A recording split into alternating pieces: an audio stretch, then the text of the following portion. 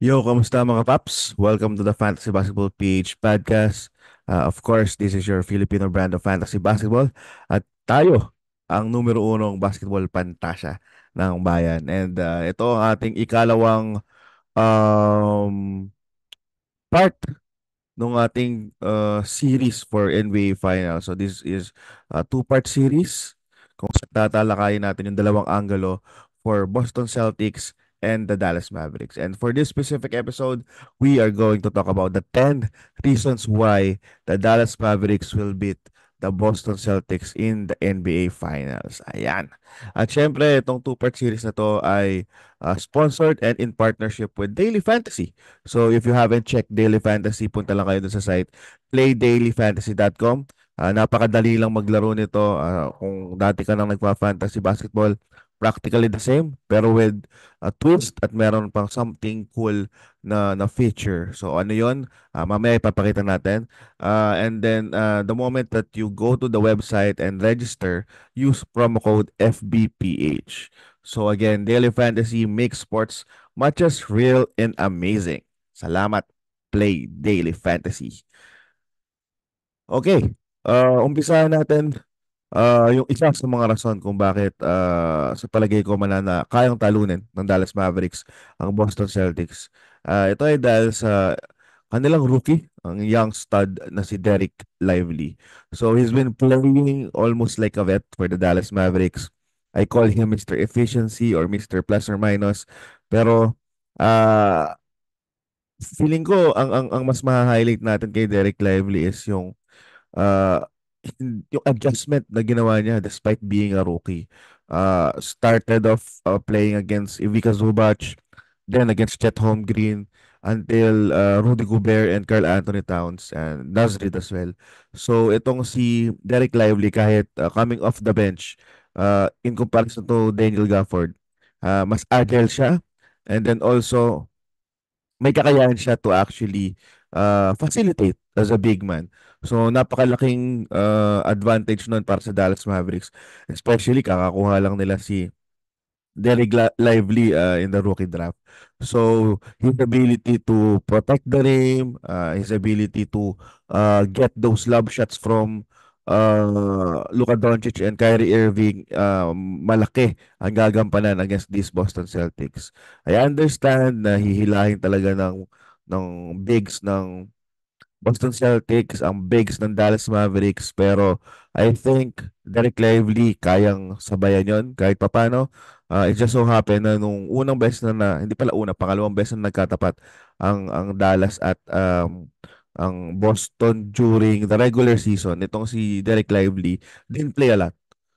Pero dun sa mga times na nakapaglaro siya, maganda naman yung performance niya. And those were the times na nag-a-adjust pa ang buong Dallas Mavericks. So I'm expecting the growth and the experience he got from the last three rounds from the Western Conference, madadala niya yun dito sa Boston Celtics. Hopefully, ang kinakatakot ko is wag mangyari na ma-fall trouble siya or even si Dan Gafford. Especially doon sa mga hindi ko masasabi na mali ni Luka or Kyrie, pero more of like communication wise. Minsan kasi na-advance yung paggamit ni Luka at ni Kyrie dun sa picks ni Derek Lively or ni Dan Gafford and possibly ni Maxi Kleber. So ayun, natatawagan ng offensive foul itong mga big man nila and it's going to be problem kapag ma-carry over yon dito sa seryeng ito. Hindi yun masyado nangyari sa Minnesota pero during the OKC series, medyo nangyari siya eh. So, I guess it's about a lot of things. It's about the guards, Luka and Kyrie understanding and communicating with their big man. Maybe it's about the ref. Maybe it's about the big man themselves. Pero it's about really navigating picks. And I guess Dallas Mavericks is better in navigating picks over in comparison to the Boston Celtics. So, this is going for me, this is going to be an advantage for me. Another one is their corner sniper, which is PJ Washington. So, itong si PJ Washington, hindi siya masyado naging consistent the whole series. Um, 31% shooting against the Clippers, 47% shooting against OKC, and then biglang lumaylay sa 25% shooting against the Minnesota Timberwolves. So, number one na kailangan gawin niya is to be consistent. And also, kailangan niyang mag-adjust in terms of shooting from the top of the key. Kasi ine-expect ko na hindi siya basta-basta makakakuha ng corner shots kasi yun ang pinakamabilis habulin eh. So kung babantayan siya ni Porzingis or ni Tatum na mas mobile sa usual na Rudy Gobert or even a Chet Holmgren and for sure Ivica Zubac, uh, mako-close out siya. So there's a good chance na ang goal ng Boston is mas hayaan nilang or pipiliin nila na si PJ Washington na lang ang tumira ng tumira kaysa naman makakuha ng lob dunks yung interior big man ng Dallas Mavericks. So if that's the case, kailangan maging ready si PJ Washington kasi corner has been a sniper pagdating sa threat sa corner. 41% for PJ Washington. Pero top of the key, it's below 30%. That's around 28 to 29%. So, malamang sa alamang talagang papractice nito ni PJ Washington kasi there's a good chance talaga na hahayaan or maka-close out down si Luka to the point na si PJ Washington yung tatawagin ni Luka for a pick and pop or pick and roll. Pag nag-pick and roll siya, meron kang Tatum sa Porzingis na alanganin. So mapipilitan talaga si PJ Washington to stretch out and shoot from the outside. And again, consistency is the question here. But dahil dun sa magandang pinakita ni PJ Washington, especially dun OKC, wherein OKC could be the most closest comparison for the Boston Celtics. Tingnan natin kung maki-carry over yung um, shooting niya nun. 47% para kay PJ Washington, medyo malaki yun. So masasabayan kahit papaano yung outside shooting ng Dallas Mavericks. Airplane mode could give some difference. By the way, si PJ Washington ang napili ko ditong X Factor just because of yung pinag-usapan natin kanina about his offense. Plus, defensively, I think he's going to guard itong si Jason Tatum. Balik lang natin, no? Bakit siya yung better cover kay Jason Tatum over Derek Jones Jr. or even Josh Green? For me, kasi mas malaki siya eh. So, um, it's going to be tricky in terms of baiting. Meaning, i-bait ng Dallas Mavericks na sumugod downhill itong si Jason Tatum. Kasi, yun yung strength ng Dallas eh. Yung interior defense nila eh, on how they really protect the rim. So, kung mas malaki yung coverage niya, baka mas magkaroon ng tendency si Jason Tatum na hindi tumira sa labas and just attack the rim and go downhill. Then, posibleng lumamang ang Dallas Mavericks doon. If hindi, it's going to be a contested shot against PJ Washington kasi nga mas mahaba itong si PJ Washington over other wings of the Dallas Mavericks. So, that's going to be crucial for this series. So, let's see kung tama ang assessment natin na si PJ Washington ang posibleng maging X factor for the Dallas Mavericks. Maybe it's this guy, airplane mode, Derek Jones Jr. I understand na minsan nananahimik siya, pero sobrang laki nung naitulong niya dun sa outside shooting ng Dallas Mavericks in several occasions ng round 1 and round 2. Above 50% ng shooting niya eh. Ang problema lang talaga dito kay Derek Jones Jr., hindi siya sobrang active in terms of shooting the ball. So maybe it's time for him to help, especially kapag na-close out ng maayos ng Boston Celtics si Kyrie Irving. So they might swing the ball and the moment that he can make himself free, kailangan maging matapang siya to really take more shots in this series. Uh, Natatakot ako kahit papaano kay Kyrie kasi yung matchups hindi talaga pabor para kay Kyrie Irving eh. Hindi dahil sa maliit lang siya or matanda na. Hindi eh. It's more of like marami kasing pwedeng magsalit-salitan to defend him. Ganun ka-versatile ang Boston Celtics. Pero still, on the flip side, wala pa rin naman nakaharap ang Boston Celtics na kasing solid na defense na katulad ng Dallas Mavericks. So feeling ko kayang ugain ng Dallas Mavericks ang Boston Celtics. And Derrick Jones Jr. is going to be one of the reason kung bakit posibleng mauga or maghulat itong Boston Celtics sa depensa ng Dallas. Ito gusto kong ising ito, si Maxi Kleber. Kasi Gafford played very solid against the Minnesota Timberwolves. But that's against Rudy Gobert na traditional big. Karl Anthony Towns not really known for his defensive prowess. Now, we're talking about playing against Porzingis na mobile pero is a better rim protector. And then you also have Al Horford, not known to be defensive to be a defensive player pero kasi in terms of sa kabilang side naman, streaky shooter. So, si Gafford, posible siyang mabura out the series for the lack of words just because of his lack of ability to be mobile, a lack of ability to pass, lack of ability to close out. So, yung strength ni Dan Gafford, baka may santabi, lalo-lalo na kung uminit sa labas itong si Kristaps Porzingis. So, that's where Maxi Kleber comes in. So, ang gusto ko lang kay Maxi Kleber as a magic bunot, technically, bago pa makuha itong mga big man ng Dallas Mavericks, even prior to PJ Washington, Maxi Kleber actually is their go-to guy in terms of defending the opponent. So, sana ito. It's just so happen lang na na-injured siya nung playoffs at late siya nakabalik ng Minnesota. Pero for me, during the regular season and even in the past, tested naman si Maxi Kleber. So, yung magic bunot na yan, para sa akin, hindi lang basta magic. More of like a prepared guy in terms of possible matchup. So, let's see kung mangyayari yun kasi baka naman ma-dictate ng Dallas ang tempo. Hindi na kailanganin tong serbisyo ni Maxi Kleber. Good thing lang kay Maxi Kleber, he can impact uh, on shooting threes but also in protecting the rim. So, can go both ways. Kaya malaking bagay na naging healthy itong si Maxi Kleber kasi at least there's an additional body to go against someone like Kristaps Porzingis. Another thing is pwedeng mag triple big or double big ang Dallas Mavericks kapag nahirapan silang makakuha ng rebound magiging malaking bagay ito sa serie na to dahil mahilig sa outside shooting ang Boston Celtics.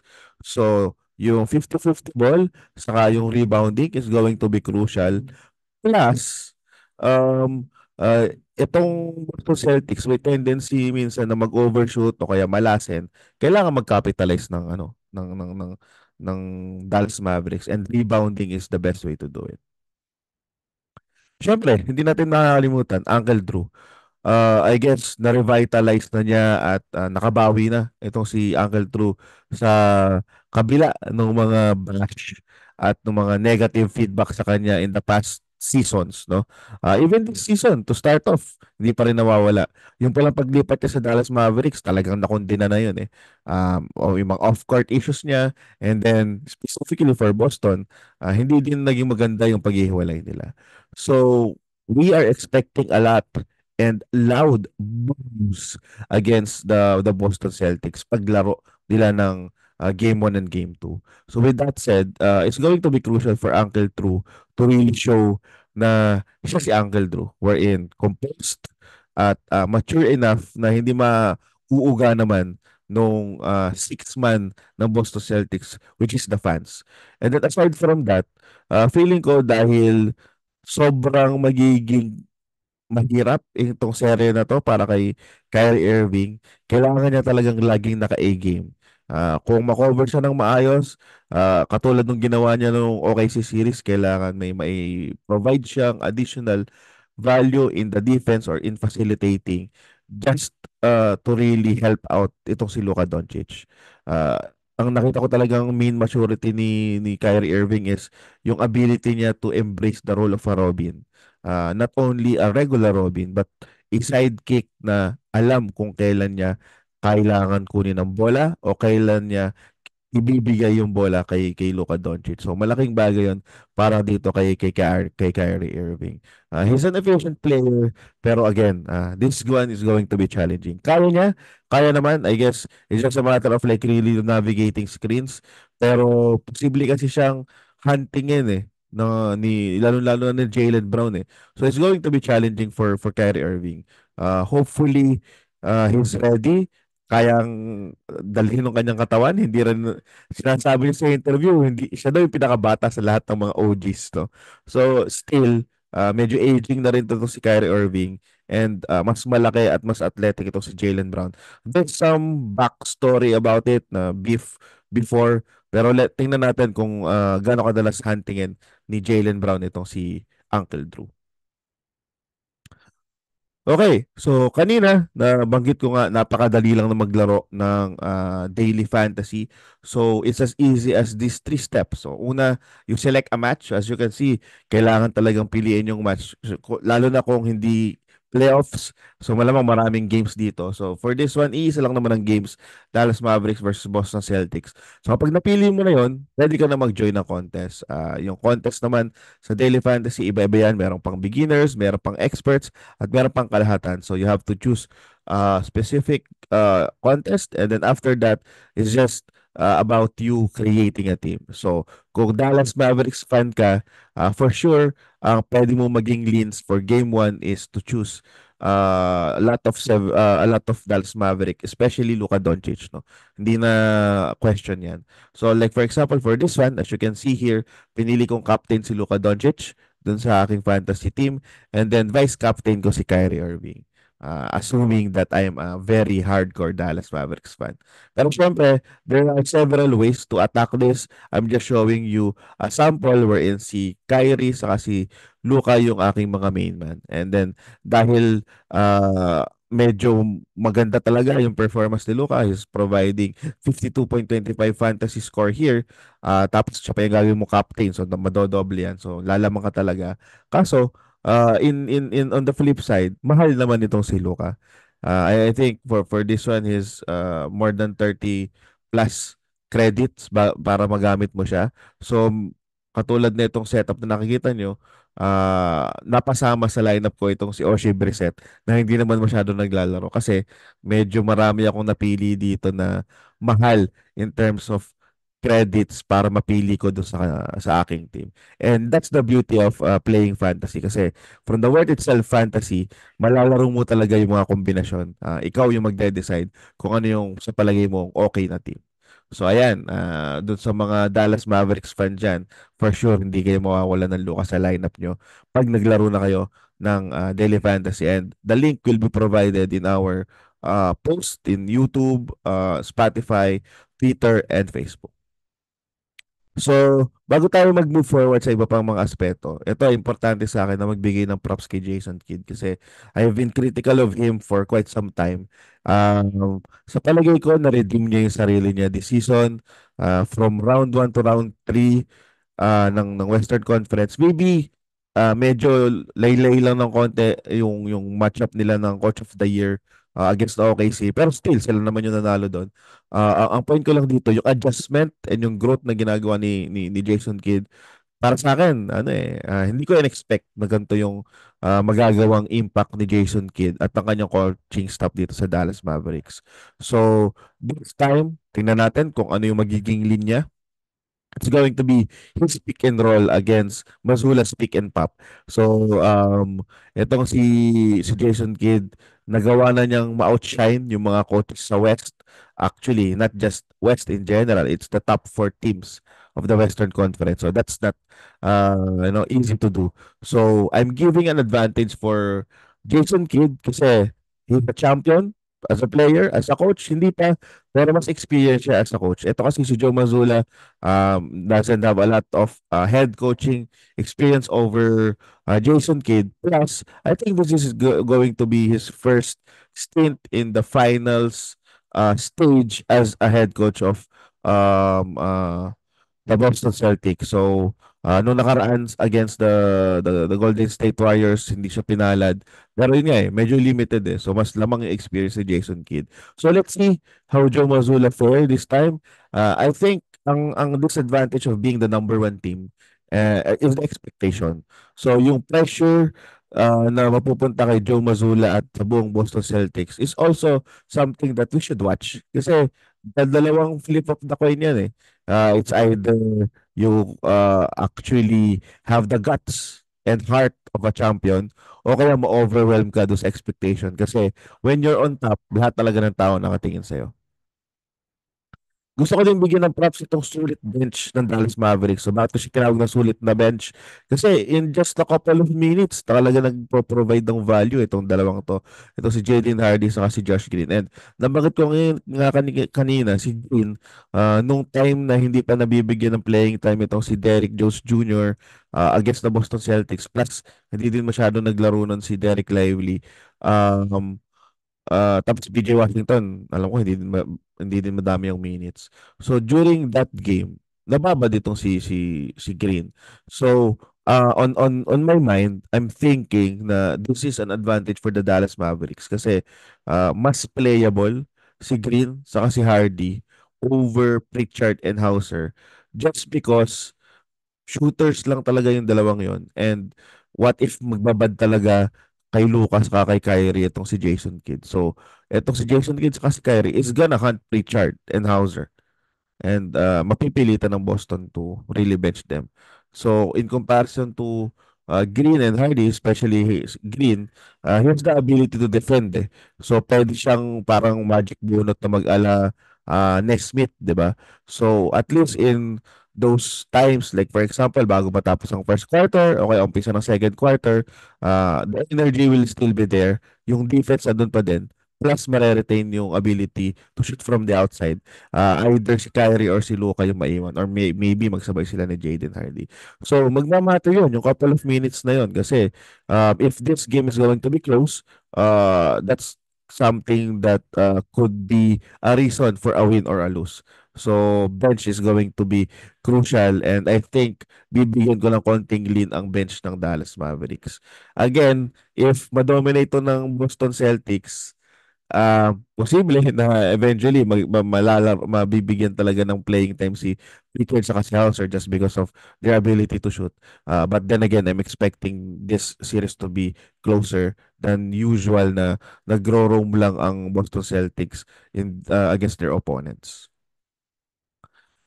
It's also a big reason and a big angle with yung kasalukuyang status ni KP. I think he's in good status kasi hindi naman siya basta-basta papalaro ng Boston Celtics. Plus, mahigit isang buwan na yung pahinga niya So, he had enough. Thing is, gaano ba ka-solid yung 100% na KP na yan? Confident ba siya dun sa iniinda niya? Kasi magmamatter yun. Another thing is, capable ba siya to handle yung katulad ng hinahandle ni Kyrie? Kasi pagpunta niya sa Dallas, siya naman yung ibubu.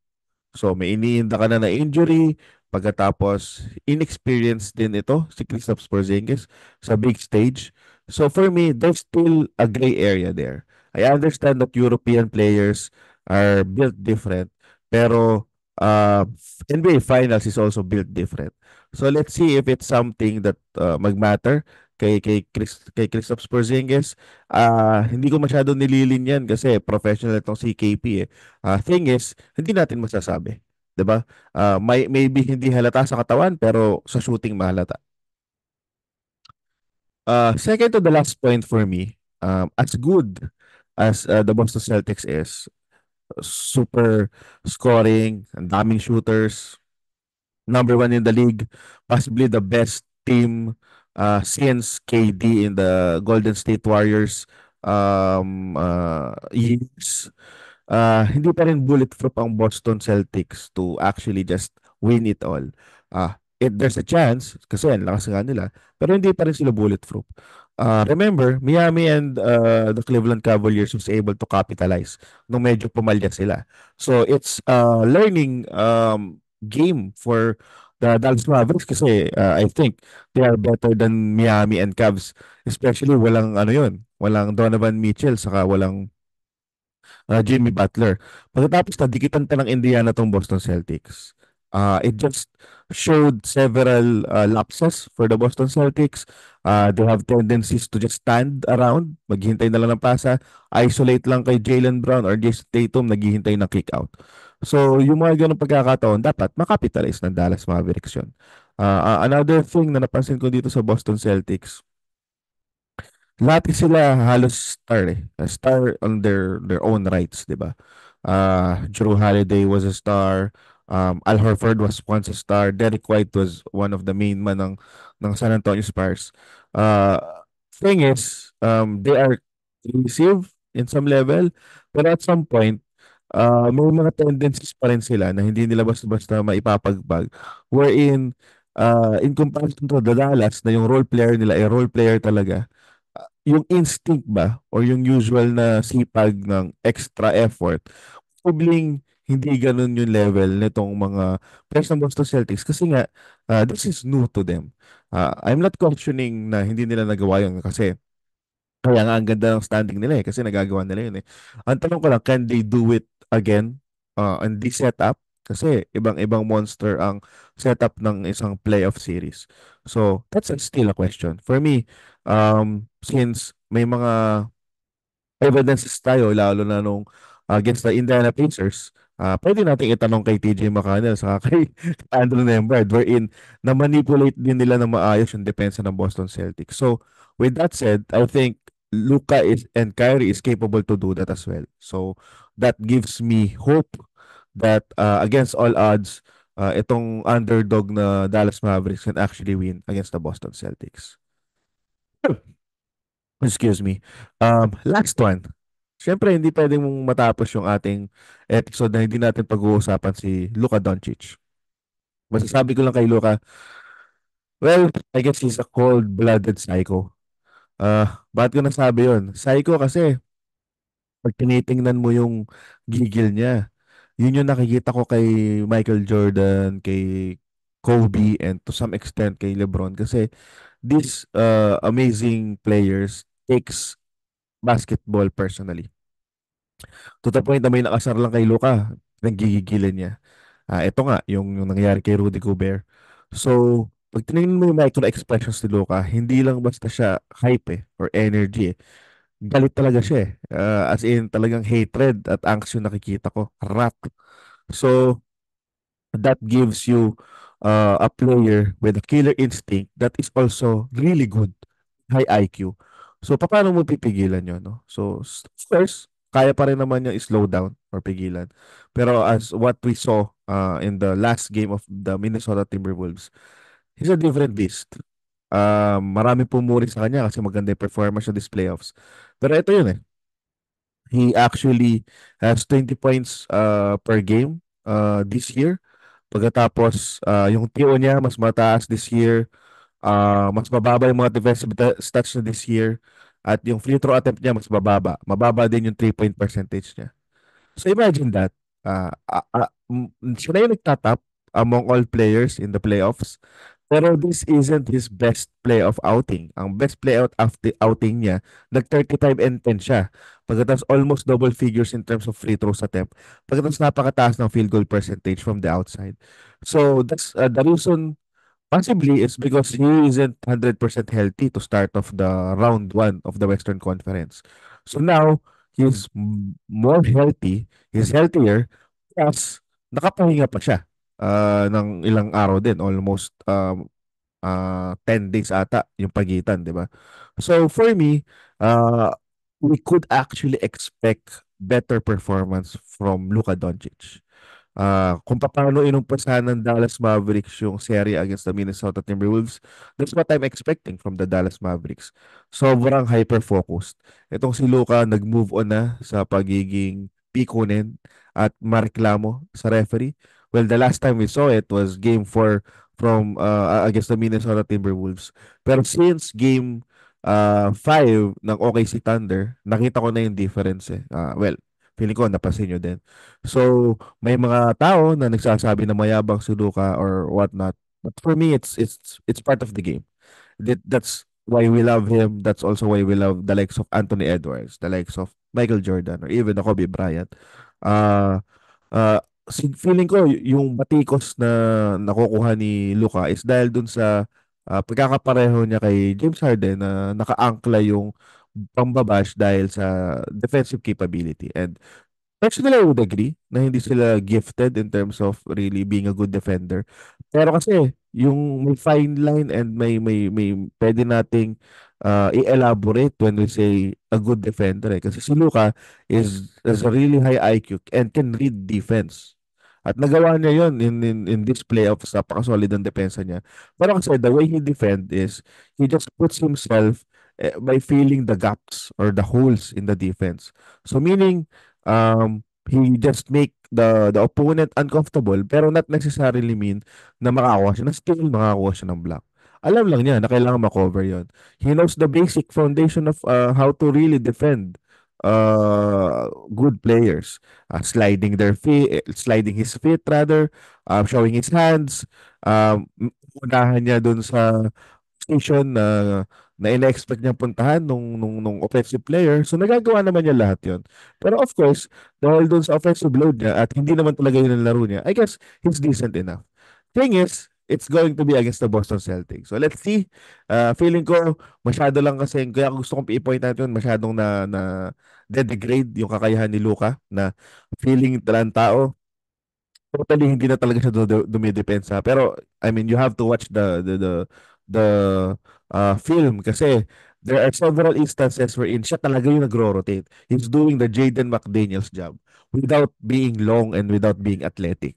So, ganun kalupit itong si Luka and thing is, tulad din ng point ko kanina sa Boston na hindi bulletproof, lalong hindi bulletproof yun. So, he can't do it the whole 48 minutes. So, still, decent defender pa rin naman. So gusto ko lang i-point out yung bagay na yun.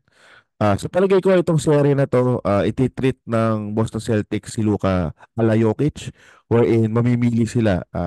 Hahayaan ko ba si Luka na mag-triple-double to actually score against us and then also involve his teammates or maybe more on involving his teammates or more on scoring. Kasi feeling ko mas dehado ang Boston Celtics kapag nakakuha ng flow yung mga kakampi ni Luka. So, yun yung gagawin nila, yung Jokic treatment.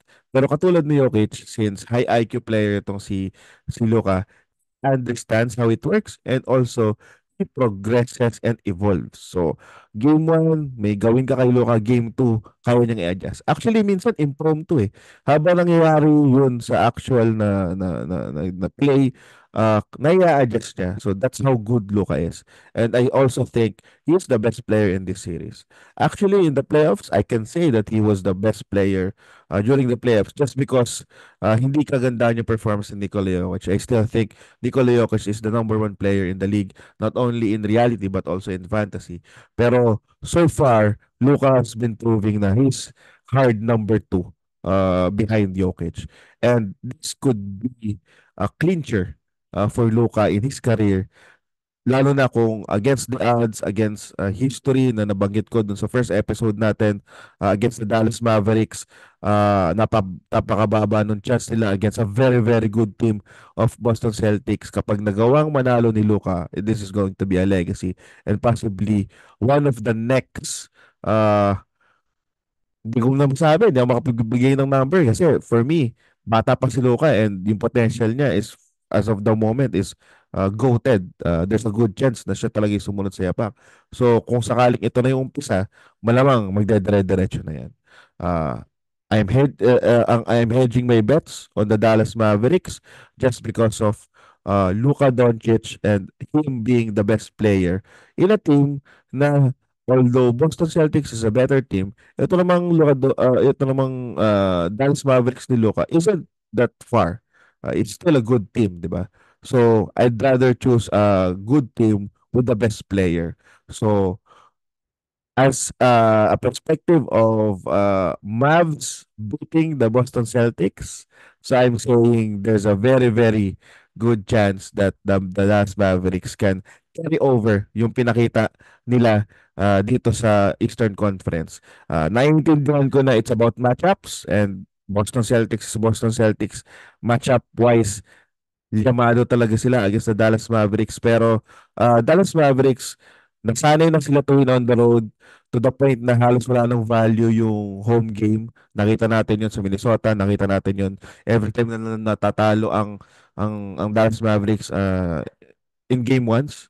So for me, this is going to be closer than expected.